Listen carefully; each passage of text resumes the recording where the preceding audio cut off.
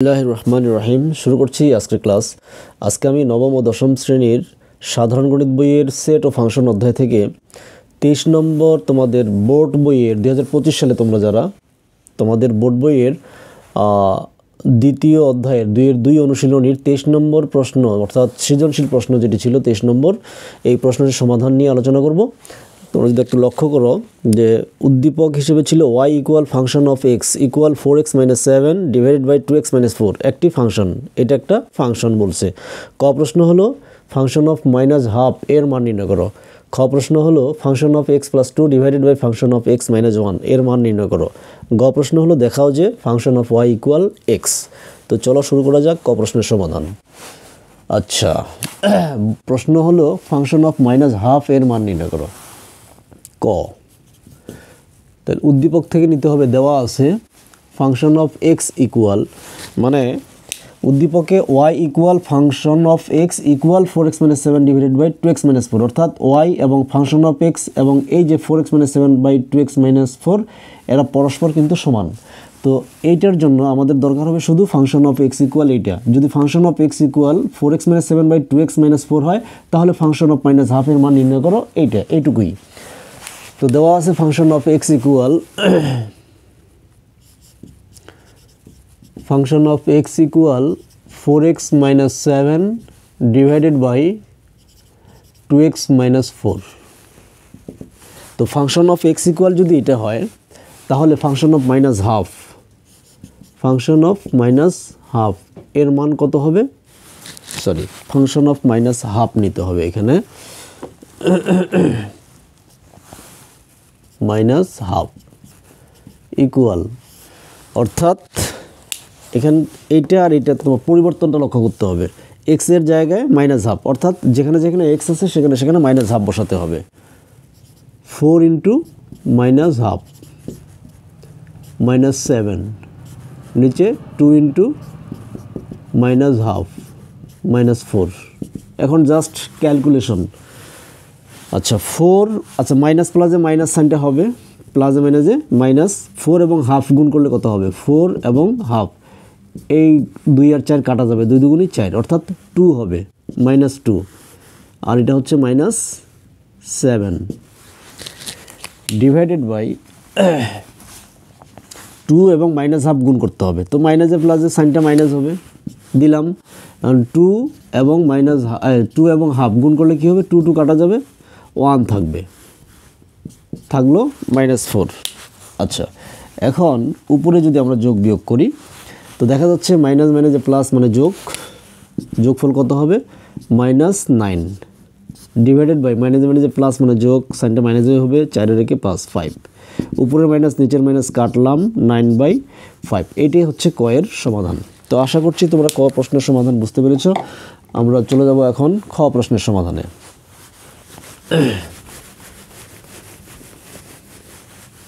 আচ্ছা, খ প্রশ্ন ছিল যে function of x + 2 divided by, খ প্রশ্ন function of x + 2 divided by function of x - 1 এর মান নির্ণয় করো। আচ্ছা, বিষয়টা হলো ফাংশন অফ x + 2 আছে, উপরে আছে ফাংশন অফ x + 2, নিচে আছে ফাংশন অফ x - 1, তার মানে এটা হচ্ছে ফাংশন অফ x এর মান এর সাথে +2 করতে হবে, আর নিচে ফাংশন অফ x এর মানের সাথে -1 করতে হবে। এই তো ফাংশন অফ x সমান যদি এইটা হয় তাহলে ফাংশন অফ x + 2 আর ফাংশন অফ x - 1 এর মান নির্ণয় করতে হবে। আমরা লিখতে পারি যে অতএব function of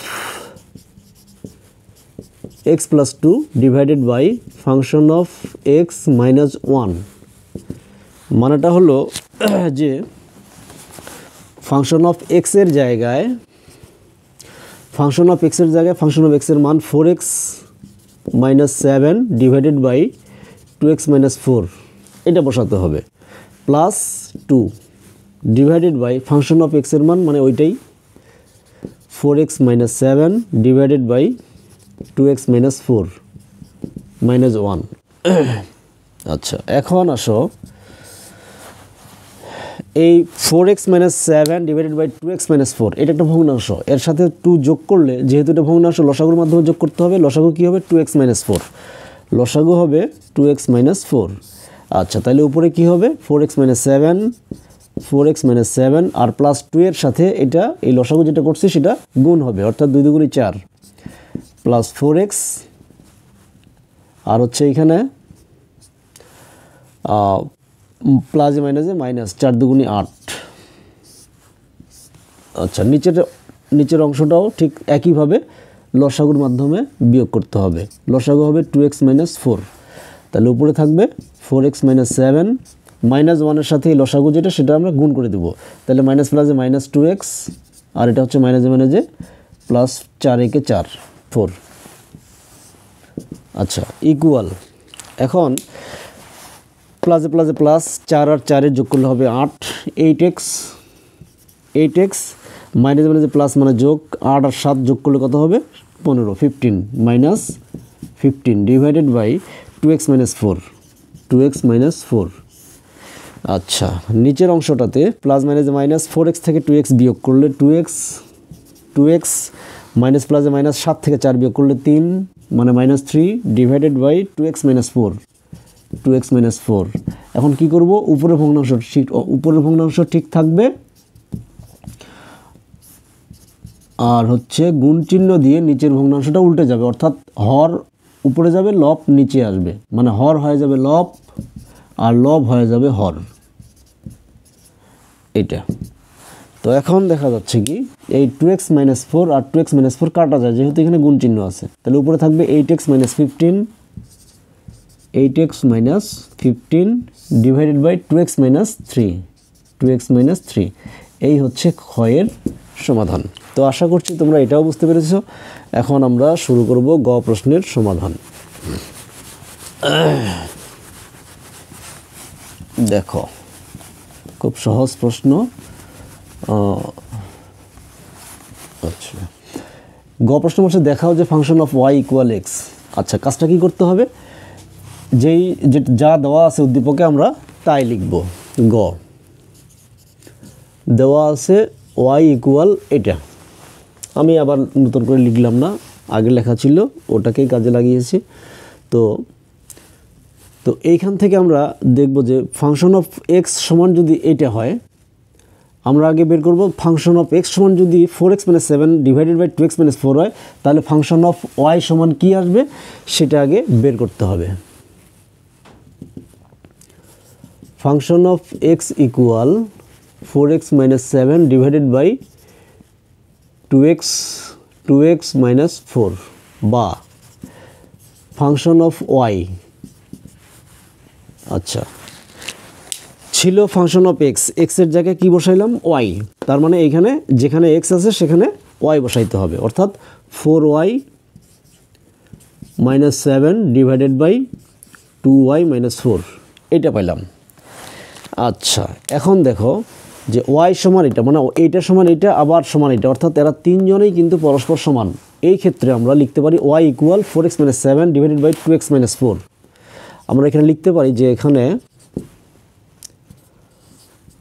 y equal 4x minus 7 divided by 2x minus 4। আচ্ছা, এখন যে কাজটা করতে হবে সেটা হলো কি, যে আড়াআড়ি গুণ করতে হবে, y উপরের সংখ্যা আর 2x মাইনাস 4 নিচের সংখ্যা, এটা গুণ হবে। তার মানে গুণ করলে কি দাঁড়াবে 2xy minus 4y equal 4x minus 7। আচ্ছা, এখন কি করব, এই y x যুক্ত পদগুলিকে সমান চিহ্নের বাম দিকে নিব, অর্থাৎ 2xy ওটাকে 4xকে বামে নিয়ে আসলে মাইনাস 4x হবে, সাইন পরিবর্তন হবে, ইকুয়াল 4yকে ডানে নিয়ে গেলে মাইনাস ছিল প্লাস হবে 4y আর ডানে মাইনাস 7 এই থাকলো। এখন করব কি, এই দুইটা পদ মিলে x কমন নিব, x কমন নিলে কি থাকবে 2y মাইনাস 4 এটা থাকে, ইকুয়াল 4y মাইনাস 7। এখন বিষয়টা হলো এখানে তোমাদের প্রশ্ন থাকবে যে আপনি দুইটা মিলে শুধু x কমন নিলেন কেন? কমন তো দুইটা মিলে 2x কমন হয়, 2ও তো কমন হয়, কারণ 2 দিয়ে 2কে ভাগ করা যায়, 4কেও ভাগ করা যায়, এই জন্য কিন্তু কমন হওয়া উচিত ছিল 2x, কিন্তু আমরা শুধু x কমন নিলাম। কেন কমন নিলাম x, এইটার কারণটা একটু পরে জানতে পারবা, আর একটু লাইন আগায় নিতে হবে, তারপরে বুঝতে পারবা। আচ্ছা, এখন দেখো x ইকুয়াল আমরা কি লিখতে পারি, এক্স ইকুয়াল লিখতে পারি 4y মাইনাস 7, 2y মাইনাস 4 ডান দিকে গেলে কী হবে, ভাগ হয়ে যাবে, অর্থাৎ 4y minus 7 divided by 2y minus 4, 2y minus 4।